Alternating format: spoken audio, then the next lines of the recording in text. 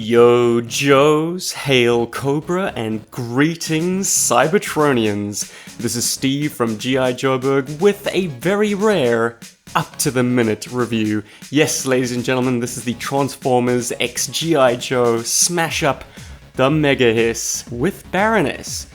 I'd like to let everyone know, Hasbro didn't send this to me. I had multiple pre-orders open, but when it became available in a brick-and-mortar hi-fi store here in Australia, I jumped at the opportunity. I'm excited to get into this. I'm a little bit trepidatious because I've seen a few advanced reviews and Transformers these days just aren't very good, are they? They're very, very hollow. Is this the final realization of the dream that we've had as fans of both G.I. Joe and Transformers for practically our entire lives? I guess we'll find out together.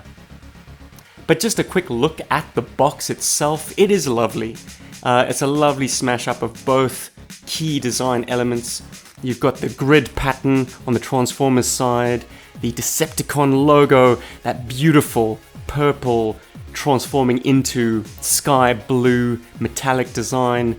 On the G.I. Joe side, it's new artwork for both, but they do channel that classic artwork. Certainly the Hector Garrido inspired, very painterly Hiss Tank and Baroness. These are new artworks, but as I say, definitely pay very good homage and respect to the masters of old. On top, also classic design cues, both G.I. Joe and Transformers. And taking a look at the back, yeah, things get a little bit more modern here, but we'll give it a pass. Most people are going to display this box facing outwards if you display it at all. But yeah, it does feel like a Transformers box of the now, with this 28 steps. They never used to tell us what number of steps it would take. But in any case, it's nice to see the old House Hasbro logo. That's a little retro throwback that's much appreciated by this fan. And the spine, this is the Decepticon side, whereas the other one is the G.I. Joe side. Yeah, it's great, lovely. If you do get this factory fresh, it will have tape to protect the double sleeve, both there and on top. I think round the back as well. Yep, the little circular patch of tape, you can see it there glinting, and on the bottom. And if you want to call my bluff that Hasbro didn't send this to me, that is a price sticker, and I don't have a price stickering machine at home, trust me. Alright, let's do it, the moment we've all been waiting for. Slide this sucker apart to reveal the current Hasbro logo. Boo to that, I say. Megatron Hiss Tank, G.I. Joe, X Transformers 2022. Now, we've already seen what this says, but for anyone who wants to have another look, surveillance has detected spies scouting Cobra Base. Unauthorized vehicle is identified as Subject B. Be prepared to intercept. Their sting is sharp, but we are poised to strike. We all know what that means. It's Bumblebee as the All-Striker. Who didn't see that one coming? And there he is, ladies and gentlemen. The man of the hour, or the bots of the hour. The Mega Hiss. Really does fill up that frame, doesn't he? All the kibble is alongside him. Yes, ladies and gentlemen, this is not just a Transformer, this is a Partsformer. You got bits of Hiss Tank chassis just littering the box. We will free him momentarily, but let's just continue the autopsy. You pull Megatron away to reveal, things falling over. But yes, she was standing up in the tray like that, I presume. We've got mandatory instructions, which any self-respecting Transformers fan doesn't need, and legalese. Now, if you came here for a review of Baroness, I'm afraid you're going to be disappointed. I have very little interest in freeing her from her card, but let's take a look a little closer. It isn't as ghastly as I expected it to be, but yes, her flesh beneath those horn-rimmed glasses is definitely painted on, and while the matching is good enough, I suppose. To the naked eye, it just ain't great. And if you have 1984 Baroness, which I suppose relatively few people do nowadays, you won't need this. But if you're looking for a way to get Baroness, this is not a bad alternative. You could sell off Megatron if you don't feel that in your collection. But yeah, if this was an army builder or a HISS tank driver, he'd be coming off the card lickety-split. But I do not need another named character. So Baroness on card, you will remain. And there he is, Megsy, in all his glory. Unfortunately, a little bit of factory scuff right off the bat. Seems he didn't survive his trip unscathed. But that's okay. I liked Megatron when he looked really, really tarnished in battle with the raid on Autobot City. Why throw your life away so recklessly, Prime? Something to that effect. I'm not a true dyed-in-the-wool Cybertronian fan. But he's looking good. Does he feel good, though? How best to describe this? He's not quite generic Transformers aesthetic feeling, but there is lots of hollowness. Big gaping holes, even areas that you would expect to be filled in aren't filled in. I of course have watched the early reviews on this, so I knew I was going to be disappointed coming in. And setting my expectations as low as possible, he actually feels like a fun enough toy to warrant the price. $100 for this guy, for essentially 2 toys in one, and a main character. I'm starting to kind of be won over by this. The parts forming is unfortunate. Whoops. Bumblebee or Striker is a lot better with the transformation, but yeah, you know what? He's alright. And he definitely has a little bit of strength to those joints, so he should be able to hold a pose. Something that I criticized this toy about has been remedied, it seems, in the intervening period. He's now got these rearward skegs. Maybe that was already part of the design when they unveiled him, but it certainly makes for a much sturdier stance. And here he is, all tooled up, ready to be an engine of destruction. He's got the double Diablo cannons on top and the turret on his back. He's got his fusion cannon, and he's even got the back end of the HISS functioning as a shield. Now I've got him in the most upright he can be without toppling over, and look at that overhang. And yet he's still hanging tough. Yep, a little bit of rock, but he's still there. Will Storm Shadow be the ninja that broke the Megatron's back? Nope. We are good, guys. Yeah, I mean, I expected the joints to be not as tight as this. I mean, I expected them to be quite buttery, which would be problematic. I think over time these will still hold. There's a bit of a ratchet to them. Not a hard ratchet, not a clack, but a smooth, kind of multi-positional ratchet. That's an even more upright position, and he's still good. Ooh, he didn't even have his one skeg engaged. There we go. Okay, that's a good sign. The hollowness pervades. I mean, with the weapons, you're also getting a hollow underside to those barrels. But with the hollowness comes some interesting opportunities, because they didn't leave it unsculpted. A lot of these hollow portions do at least boast some detailing, which is cool. I am very impressed and surprised and quite happy that it's not a total bust. But yeah, modern Transformers, man. What is this? What is that? I mean, it's functional because the thigh will no doubt go in there, but that's... anyways, we've wasted enough time in Megatron mode. I think it's time we make this guy into a HISS tank. That's what you all came here for, right?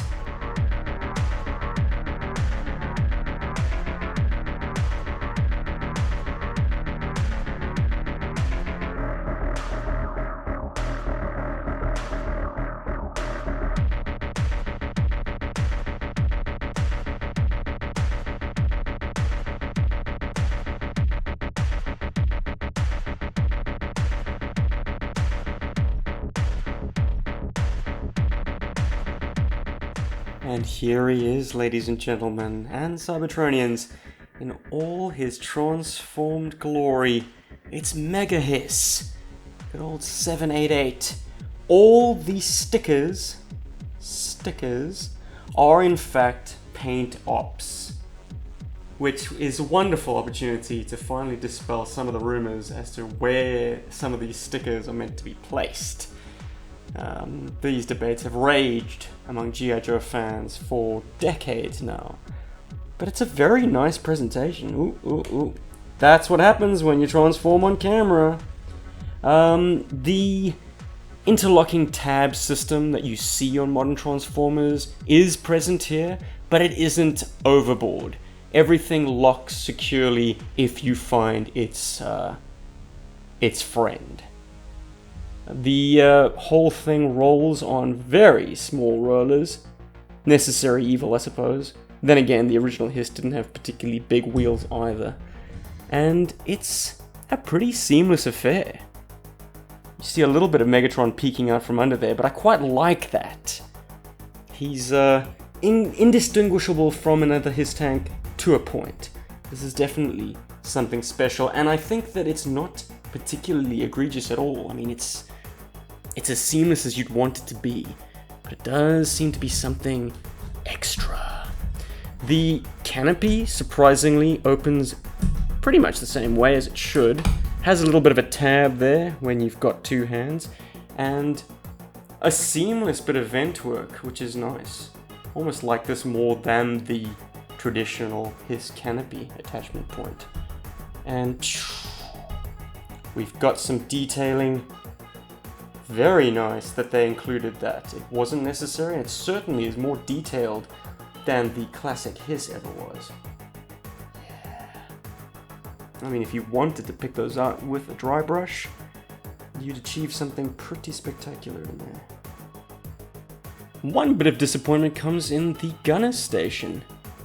I didn't see fit to reproduce the sticker detail there, which is unfortunate.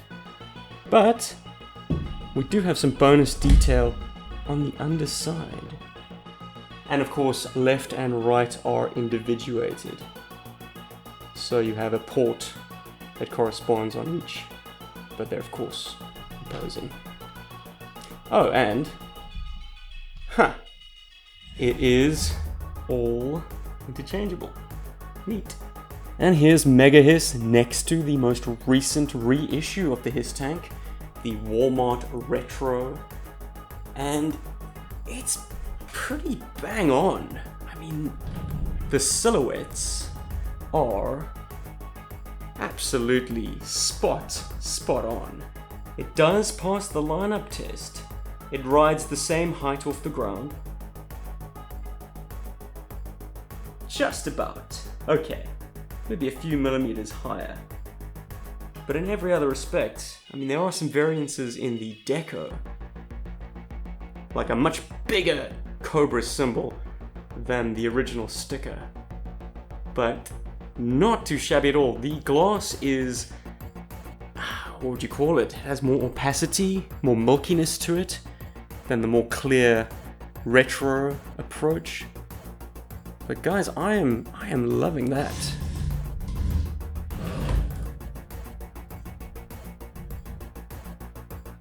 Yeah, that's not bad at all. I mean, even if you just want to army build Hiss tanks with a little bit of extra to them, you could do far worse. The hollowness of the robot mode is explained away by how compactly Megatron folds into his Hiss tank mode. All those hollow parts kind of get gobbled up by the transformation. But I'm curious as to whether or not Hasbro cheaped out on us. So I brought in a kitchen scale, and I want to find out, in a head-to-head weigh up, the tail of the tape. Which weighs more? The Retro Hiss or the Mega Hiss? First up, the Retro. 395 grams. That would be 13.9 in whatever that imperial measurement is. I don't even know. Let's get back to grams. 395 versus Mega Hiss. Now these are both unloaded. He doesn't have his fusion cannon. What are we weighing in at? 516 grams, so definitely more plastic by over 100 grams. For those of you wondering, in Imperial that would be that number, whatever that means. So yes, you are getting more plastic with this higher priced item. And the fact that it's got a transformer slapped on the box means that you can get it at retail. I can't tell you how, as an international, this makes me feel. That I could go down to a store, albeit a hi-fi store, and buy this in person. It was biblical. It was spiritual. It was an awakening. It was a moment. Something that I haven't experienced, well, certainly not in my home country, since I was a child. Presenting the most obscure size comparison I could have thought of, but forgive me, this is the only comparable Decepticon I have to hand. Skyquake from 30 years ago, and Megatron beside him. Skyquake is a little bit shorter, obviously the scaling is completely out, but as far as big Decepticon boys are concerned, Megsy looks and feels like he should if he was standing next to one of his Seeker pals. If you just substituted this guy for, what's his name? Starscream? Yes, Transformers knowledge, don't fail me now. This is quite an attractive height comparison. I like that. Alright, final thoughts on Mega Hiss. Guys, I went into this review begrudgingly. I had buyer's remorse. I thought I'd paid too much for something that I didn't necessarily want. I certainly didn't want the carded Baroness. I've got the vintage. This isn't an army builder. But when all's said and done, this toy is good. It gets my recommendation for the simple reason that it is, first and foremost, a toy. Transforming this guy back into robot mode was sheer bliss, for the simple reason that all the tolerances, all the plastic quality, the paint quality on him is solid. Things didn't stress or paint chip. Unlike a masterpiece, which you transform at length over 45 minutes to an hour each way in fear of damaging your toy and getting those intricate parts to interlock properly, which actually damages your appreciation for the toy because it's such a bloody headache. This guy can transform back and forth ad infinitum, stress-free. I like the chunkiness. The plastic tolerances are all very good and toyetic. First and foremost, it's a great toy, but it also achieves something quite special, which a lot of masterpieces fall short on. Gets the Megatron likeness bang on. All the angles, all the colors. It's good, guys. And as established in the transformation section, it makes for a pretty decent Hiss tank too. You've got company, little friend. And thank you to the supplier of this vintage retro Hiss. His name's Gary V, but he's got a podcast called the Chaplain Assistant's Motorpod. The link will be in the description below. Check him out if you want more G.I. Joe content. But this is Steve from G.I. Joe Book saying Mega Hiss gets my recommendation. Jojo, Hail Cobra. Bah weep, Grana, weep, Ninny Bomb.